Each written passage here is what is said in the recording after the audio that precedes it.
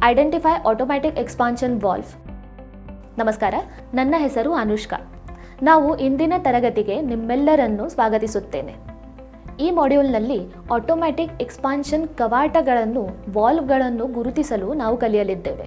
ಈ ಚಟುವಟಿಕೆಯ ಕೊನೆಯಲ್ಲಿ ಆಟೋಮ್ಯಾಟಿಕ್ ಎಕ್ಸ್ಪಾನ್ಷನ್ ವಾಲ್ವ್ನ ಆಂತರಿಕ ಮತ್ತು ಬಾಹ್ಯ ಘಟಕಗಳನ್ನು ನೀವು ಹೆಸರಿಸಲು ಮತ್ತು ಗುರುತಿಸಲು ಸಾಧ್ಯವಾಗುತ್ತದೆ.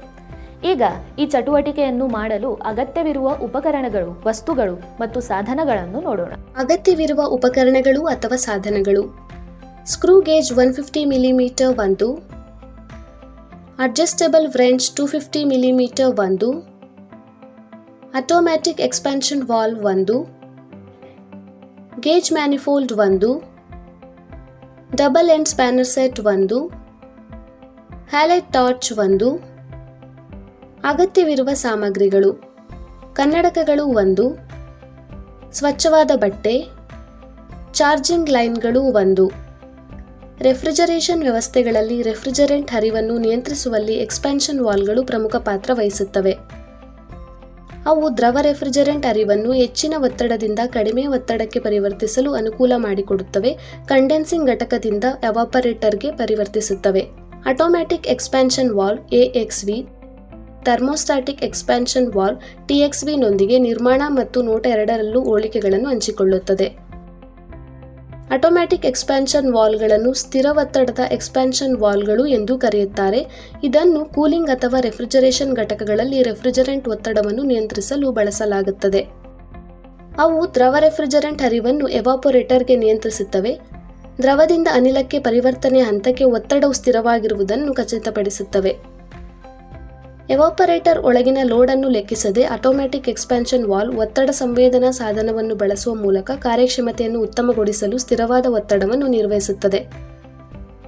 ಆಟೋಮ್ಯಾಟಿಕ್ ಎಕ್ಸ್ಪಾನ್ಷನ್ ವಾಲ್ವ್ನ ವೈಶಿಷ್ಟ್ಯಗಳು: ಆಟೋಮ್ಯಾಟಿಕ್ ಎಕ್ಸ್ಪಾನ್ಷನ್ ವಾಲ್ವ್ ಎವಾಪರೇಟರ್ ಒಳಗೆ ಪೂರ್ವನಿರ್ಧರಿತ ಸ್ಥಿರ ಒತ್ತಡದಲ್ಲಿ ಕಾರ್ಯನಿರ್ವಹಿಸುತ್ತದೆ. ಇದು ಕೇವಲ ಒತ್ತಡ ಚಾಲಿತ ಬೆಲೋಗಳನ್ನು ಅವಲಂಬಿಸಿದೆ. ಈ ರೀತಿಯ ವಾಲ್ವ್ ಸ್ಥಿರವಾದ ಕೂಲಿಂಗ್ ಅಗತ್ಯತೆಗಳೊಂದಿಗೆ ಯಂತ್ರಗಳು ಮತ್ತು ರೆಫ್ರಿಜರೇಟರ್ಗಳಾದ್ಯಂತ ಸಾರ್ವತ್ರಿಕವಾಗಿ ಅನ್ವಯಿಸುತ್ತದೆ. ಇದರ ವಿನ್ಯಾಸ ಸರಳವಾಗಿದೆ. ಇದು ಸಾಧಾರಣ ಕೂಲಿಂಗ್ ಸೆಟಪ್ಗಳಲ್ಲಿ ಅಪ್ಲಿಕೇಶನ್ ಅನ್ನು ಕಂಡುಕೊಳ್ಳುತ್ತದೆ. ಇದಲ್ಲದೆ ಇದು ವೆಚ್ಚ ಪರಿಣಾಮಕಾರಿಯಾಗಿದೆ. ಆಟೋಮ್ಯಾಟಿಕ್ ಎಕ್ಸ್ಪಾನ್ಷನ್ ವಾಲ್ವ್ನ ನ್ಯೂನತೆಗಳು: ಆಟೋಮ್ಯಾಟಿಕ್ ಎಕ್ಸ್ಪಾನ್ಷನ್ ವಾಲ್ವ್ ಎಂಜಿನಿಯರಿಂಗ್ ಅನ್ವಯಿಕೆಗಳಲ್ಲಿ ಅದರ ಪ್ರಾಯೋಗಿಕ ಬಳಕೆಯನ್ನು ತಡೆಯುವ ಎರಡು ಗಮನಾರ್ಹ ಮಿತಿಗಳನ್ನು ಎದುರಿಸುತ್ತದೆ. ಕಡಿಮೆ ರೆಫ್ರಿಜರೇಷನ್ ಲೋಡ್: ರೆಫ್ರಿಜರೇಷನ್ ಲೋಡ್ ಕಡಿಮೆಯಾಗದಾಗ ಎವಾಪರೇಟರ್ ಒತ್ತಡವೂ ಕಡಿಮೆಯಾಗುತ್ತದೆ. ಪರಿಣಾಮವಾಗಿ ವಾಲ್ವ್ ಅದರ ಪೂರ್ವನಿಗದಿ ಒತ್ತಡದ ಸೆಟ್ಟಿಂಗ್ಗೆ ಹೊಂದಿಕೆಯಾಗುವಂತೆ ಎವಾಪರೇಟರ್ ಒತ್ತಡವನ್ನು ಹೆಚ್ಚಿಸುವ ಪ್ರಯತ್ನದಲ್ಲಿ ಸಂಪೂರ್ಣವಾಗಿ ತೆರೆಯುತ್ತದೆ. ಇದು ಸಂಕೋಚಕಕ್ಕೆ ಲಿಕ್ವಿಡ್ ರೆಫ್ರಿಜರೆಂಟ್ನ ಅನಗತ್ಯ ಫ್ಲೋಗೆ ಕಾರಣವಾಗಬಹುದು. ಇದು ತೀವ್ರ ಸಂಕೋಚಕ ಹಾನಿಗೆ ಕಾರಣವಾಗುತ್ತದೆ. ಹೆಚ್ಚು ರೆಫ್ರಿಜರೇಷನ್ ಲೋಡ್: ಇದಕ್ಕೆ ವಿರುದ್ಧವಾಗಿ ರೆಫ್ರಿಜರೇಷನ್ ಲೋಡ್ ಹೆಚ್ಚಾದಾಗ ಎವಾಪರೇಟರ್ ಒತ್ತಡವು ವಾಲ್ವ್ ಒತ್ತಡದ ಸೆಟ್ಟಿಂಗ್ಗಿಂತ ಹೆಚ್ಚಾಗುತ್ತದೆ. ಇದು ವಾಲ್ವ್ ಪೂರ್ವನಿಗದಿ ಒತ್ತಡದ ಸೆಟ್ಟಿಂಗ್ನೊಂದಿಗೆ ಜೋಡಿಸಲು ಎವಾಪರೇಟರ್ ಒತ್ತಡವು ಕಡಿಮೆಯಾಗುವವರೆಗೆ ವಾಲ್ವ್ ಅನ್ನು ಮುಚ್ಚಲು ಪ್ರೇರೇಪಿಸುತ್ತದೆ. ಮೂಲಭೂತವಾಗಿ ರೆಫ್ರಿಜರೆಂಟ್ ಎವಾಪರೇಷನ್ ಅನ್ನು ಸ್ಟಾರ್ವ್ ಮಾಡುತ್ತದೆ. ನೀವು AEVಯನ್ನು ಹೇಗೆ ಗುರುತಿಸುತ್ತೀರಿ? ನೀವು ಅದರ ಕಾರ್ಯತತ್ವ ಮತ್ತು ಆಂತರಿಕ ಭಾಗಗಳನ್ನು ಬಳಸಿಕೊಂಡು AEVಯನ್ನು ಸುಲಭವಾಗಿ ಗುರುತಿಸಬಹುದು.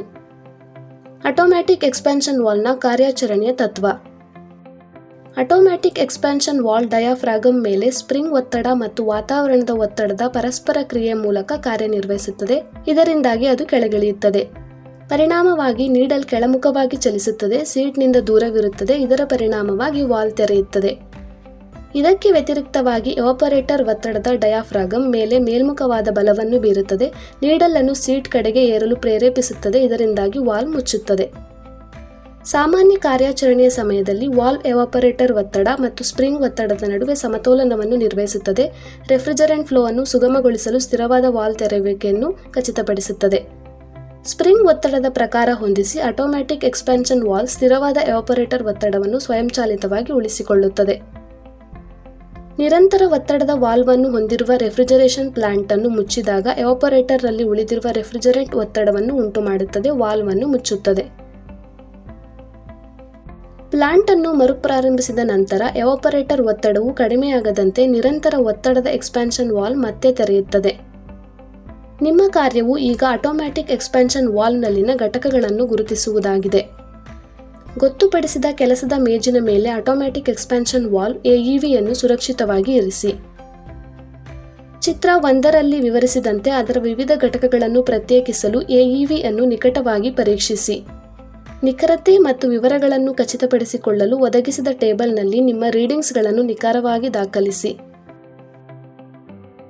ಆಟೋಮ್ಯಾಟಿಕ್ ಎಕ್ಸ್ಪಾನ್ಷನ್ ವಾಲ್ವ್ಗಳ ವಿವಿಧ ಭಾಗಗಳು: adjustment screw, controlling spring, adjustment spring diaphragm, push rod, needle ಮತ್ತು seat, valve seat, valve, strainer, ಕಂಡೆನ್ಸರ್ನಿಂದ ಲಿಕ್ವಿಡ್ ರೆಫ್ರಿಜರೆಂಟ್, ಎವಾಪರೇಟರ್ಗೆ ಲಿಕ್ವಿಡ್ ರೆಫ್ರಿಜರೆಂಟ್. ಎಕ್ಸ್ಪಾನ್ಷನ್ ವಾಲ್ವ್ ಅನ್ನು ಪರೀಕ್ಷಿಸಲು ಏರ್ ಕಂಡೀಷನಿಂಗ್ ಯೂನಿಟ್ ಅನ್ನು ಲೊಕೇಟ್ ಮಾಡಿ. ಎಕ್ಸ್ಪಾನ್ಷನ್ ವಾಲ್ವ್ ಇಂಡೋರ್ ಯೂನಿಟ್ನಲ್ಲಿ ಇರುವ ಸಾಧ್ಯತೆ ಇದೆ. ಏರ್ ಕಂಡೀಷನರ್ ಪವರ್ ಹೊಂದಿದೆಯೇ ಎಂಬುದನ್ನು ಖಚಿತಪಡಿಸಿಕೊಳ್ಳಿ. ಮನೆಯ ವ್ಯವಸ್ಥೆಯಲ್ಲಿ ವಿದ್ಯುತ್ ಆನ್ ಆಗಿದೆಯೇ ಮತ್ತು ಏರ್ ಕಂಡೀಷನಿಂಗ್ ಯೂನಿಟ್ ಸೂಕ್ತವಾದ ವಿದ್ಯುತ್ ಔಟ್ಲೆಟ್ಗೆ ಸಂಪರ್ಕ ಹೊಂದಿದೆಯೇ ಎಂಬುದನ್ನು ಪರಿಶೀಲಿಸಿ. ಏರ್ ಕಂಡೀಷನರ್ ಅನ್ನು ಆನ್ ಮಾಡಿ. ಏರ್ ಕಂಡೀಷನರ್ ಅನ್ನು ನಿಯಂತ್ರಿಸುವ ಥರ್ಮೋಸ್ಟಾಟ್ ಅನ್ನು ಲೊಕೇಟ್ ಮಾಡಿ ಮತ್ತು ಅದನ್ನು ಆನ್ ಸ್ಥಾನಕ್ಕೆ ಹೊಂದಿಸಿ. ಏರ್ ಕಂಡೀಷನರ್ ಅನ್ನು ನಿಯಂತ್ರಿಸುವ ಥರ್ಮೋಸ್ಟಾಟ್ ಅನ್ನು ಲೊಕೇಟ್ ಮಾಡಿ ಮತ್ತು ಅದನ್ನು ಆನ್ ಸ್ಥಾನಕ್ಕೆ ಹೊಂದಿಸಿ. ಏರ್ ಕಂಡೀಷನರ್ ಅನ್ನು ಅದರ ಗರಿಷ್ಠ ಸೆಟ್ಟಿಂಗ್ಗೆ ಹೊಂದಿಸಿ. ಕೂಲಿಂಗ್ ಯೂನಿಟ್ಗೆ ಪ್ರವೇಶವನ್ನು ಪಡೆಯಲು ಯಾವುದೇ ಕವರ್ಗಳನ್ನು ತೆಗೆದುಹಾಕಿ. ಕೂಲಿಂಗ್ ಯೂನಿಟ್ ಒಳಗೆ ಎಕ್ಸ್ಪಾನ್ಷನ್ ವಾಲ್ವ್ ಅನ್ನು ಹುಡುಕಿ. ಎಕ್ಸ್ಪಾನ್ಷನ್ ವಾಲ್ವ್ ಪ್ರಕಾರಗಳ ವ್ಯಾಪಕ ಶ್ರೇಣಿಯು ಲಭ್ಯವಿಲ್ಲದಿದ್ದರೂ ಸಹ ಸಂವೇದನಾ ಬಲ್ಬ್ಗಳನ್ನು ಹೊಂದಿರುವ ಹೆಚ್ಚಿನವು ಬದಿಯಿಂದ ಹೊರಚೆಲ್ಲುವ ನಾಜಲ್ ಮತ್ತು ಮೇಲ್ಭಾಗದ ಡಿಸ್ಕ್ ಅಥವಾ ಸಾಸರ್ ಹೊಂದಿರುವ ಸಿಲಿಂಡರ್ ಅನ್ನು ಹೋಲುತ್ತವೆ. ಸಂವೇದನಾ ಬಲ್ಬ್ ಸಾಮಾನ್ಯವಾಗಿ ತಂತಿಯ ಮೂಲಕ ಡಿಸ್ಕ್ನ ಮೇಲ್ಭಾಗಕ್ಕೆ ಸಂಪರ್ಕಿಸುತ್ತದೆ. ಬಲ್ಬ್ ವೇಲ್ನಿಂದ ಸಂವೇದನಾ ಬಲ್ಬ್ ಅನ್ನು ಹೊರತೆಗೆಯಿರಿ. ಸಂವೇದನಾ ಬಲ್ಬ್ ಅನ್ನು ತೆಗೆದುಹಾಕುವ ವಿಧಾನವು ಏರ್ ಕಂಡೀಷನರ್ನ ಪ್ರತಿಯೊಂದು ತಯಾರಿಕೆ ಮತ್ತು ಮಾದರಿಗೆ ಅನುಗುಣವಾಗಿ ಬದಲಾಗುತ್ತದೆ. ಎಕ್ಸ್ಪಾನ್ಷನ್ ವಾಲ್ವ್ನ ಮೇಲ್ಭಾಗದಿಂದ ಬಲ್ಬ್ ಇರುವ ಸ್ಥಳದವರೆಗೆ ಲೈನ್ ಅನ್ನು ಕಂಡುಹಿಡಿಯಿರಿ. ಕೆಲವೊಮ್ಮೆ ನೀವು ಬಲ್ಬ್ ಅನ್ನು ಜೋಡಿಸಲಾದ ಲೈನ್ ಮೇಲಿನ ಇನ್ಸುಲೇಷನ್ ಅನ್ನು ತೆಗೆದುಹಾಕಬೇಕಾಗಬಹುದು ಮತ್ತು ಬಲ್ಬ್ ಅನ್ನು ಹಿಡಿದಿರುವ ಬ್ರಾಕೆಟ್ನಿಂದ ಹೊರತೆಗೆಯಬೇಕಾಗಬಹುದು. ಸೆನ್ಸಿಂಗ್ ಬಲ್ಬ್ ಅನ್ನು ಗಾಜಿನಲ್ಲಿನ ಬೆಚ್ಚಗಿನ ನೀರಿನಲ್ಲಿ ಮುಳುಗಿಸಿ ಅಥವಾ ಅದನ್ನು ನಿಮ್ಮ ಕೈಯಲ್ಲಿ ಹಿಡಿದುಕೊಳ್ಳಿ. ಎಕ್ಸ್ಪಾನ್ಷನ್ ವಾಲ್ವ್ ಸಕ್ರಿಯಗೊಳ್ಳುತ್ತಿದೆಯೇ ಎಂದು ನಿರ್ಣಯಿಸಲು ಸೆನ್ಸಿಂಗ್ ಬಲ್ಬ್ನ ತಾಪಮಾನವನ್ನು ಹೆಚ್ಚಿಸುವುದು ಇದರ ಗುರಿಯಾಗಿದೆ. 1 ಕಪ್ ಬೆಚ್ಚಗಿನ ನೀರಿನಲ್ಲಿ ಇದನ್ನು ಇಡುವುದು ಸುಲಭವಾದ ವಿಧಾನವಾಗಿದೆ. 15 ನಿಮಿಷಗಳ ಕಾಲ ಕಾಯಿರಿ. ನಿಮ್ಮ ಕೈಯಿಂದ ಅಥವಾ ನೀರಿನ ಕಪ್ನಿಂದ ಬರುವ ಉಷ್ಣತೆಯು ಎಕ್ಸ್ಪಾನ್ಷನ್ ವಾಲ್ವ್ ಅನ್ನು ಎಂಗೇಜ್ ಮಾಡುವಂತೆ ಪ್ರೇರೇಪಿಸಲು ಸ್ವಲ್ಪ ಸಮಯ ತೆಗೆದುಕೊಳ್ಳುತ್ತದೆ. ಅದರ ಮೇಲೆ ಉಷ್ಣತೆಯನ್ನು ಕಾಪಾಡಿಕೊಳ್ಳಿ ಮತ್ತು ಇಡೀ 15 ನಿಮಿಷಗಳ ಕಾಲ ಇದನ್ನೇ ಮುಂದುವರಿಸಲು ಸಿದ್ಧರಾಗಿ. ಎವಾಪರೇಟರ್ನಿಂದ ರೆಫ್ರಿಜರೇಟರ್ ಹರಿವನ್ನು ಕೇಳಿರಿ. ಎಕ್ಸ್ಪಾನ್ಷನ್ ವಾಲ್ವ್ ಶ್ರವ್ಯವಾಗಿ ತೊಡಗಿಸಿಕೊಳ್ಳಬೇಕು. ಇದು ರೆಫ್ರಿಜರೇಟರ್ ವ್ಯವಸ್ಥೆಯ ಮೂಲಕ ಹರಿಯಲು ಪ್ರಾರಂಭಿಸಲು ಅನುವು ಮಾಡಿಕೊಡುತ್ತದೆ. ನೀವು 15 ನಿಮಿಷಗಳಲ್ಲಿ ಅದನ್ನು ಕೇಳದಿದ್ದರೆ ನಿಮ್ಮ ಎಕ್ಸ್ಪಾನ್ಷನ್ ವಾಲ್ವ್ ಅನ್ನು ಬದಲಾಯಿಸಬೇಕಾಗಬಹುದು. ನಾವು ಚಟುವಟಿಕೆಯ ಅಂತ್ಯಕ್ಕೆ ಬಂದಿದ್ದೇವೆ. ಈ ಮಾಡ್ಯೂಲ್ನಲ್ಲಿ ನಾವು ಕಲಿತದ್ದನ್ನು ಮರುಪರಿಶೀಲಿಸೋಣ. ನಾವು ಈ ಕೆಳಗಿನವುಗಳನ್ನು ಕಲಿತಿದ್ದೇವೆ. ಆಟೋಮ್ಯಾಟಿಕ್ ಎಕ್ಸ್ಪಾನ್ಷನ್ ವಾಲ್ವ್ ಎಂದರೇನು? AEVಯ ಕೆಲಸದ ತತ್ವ, ಅದರ ಅಗತ್ಯ ಲಕ್ಷಣಗಳು ಮತ್ತು ಮಿತಿಗಳು ಮತ್ತು ಆಂತರಿಕ ಘಟಕಗಳು. ಇಲ್ಲಿಯವರೆಗೆ ಆಟೋಮ್ಯಾಟಿಕ್ ಎಕ್ಸ್ಪಾನ್ಷನ್ ವಾಲ್ವ್ಗಳನ್ನು ಗುರುತಿಸಲು ನಾವು ಕಲಿಯಲಿದ್ದೇವೆ. ಇದರ ಬಗ್ಗೆ ನಿಮಗೆ ಸ್ಪಷ್ಟ ತಿಳುವಳಿಕೆ ಸಿಕ್ಕಿದೆ ಎಂದು ಭಾವಿಸುತ್ತೇವೆ.